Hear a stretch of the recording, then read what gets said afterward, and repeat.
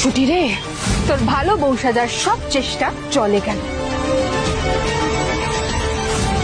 পরিবারের সম্মান রক্ষা করার জন্য আমি নিজের জীবনেরও তোয়াক্কা করি না। প্রতিজ্ঞা সিরিয়ালে আজকের পর্বে দেখা যাবে অভি ভাবতে থাকে যে ছুটিকে এভাবে রাগিয়ে দেওয়াটা আমার ঠিক হলো না। এখন তো সারাদিন ও গোমড়মুখ হয়ে থাকবে, মুখটাও ভার করে থাকবে।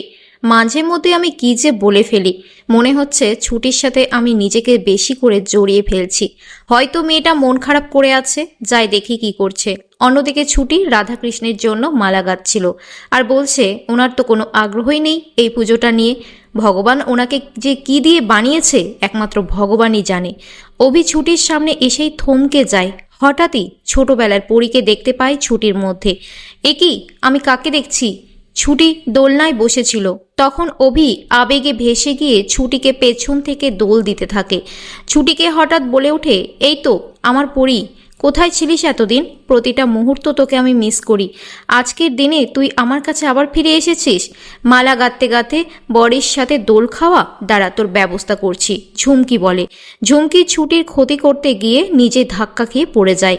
প্রতিজ্ঞা সিরিয়ালের ফুল পর্বটি সবার আগে দেখতে চাইলে একটি লাইক ও সাবস্ক্রাইব করুন।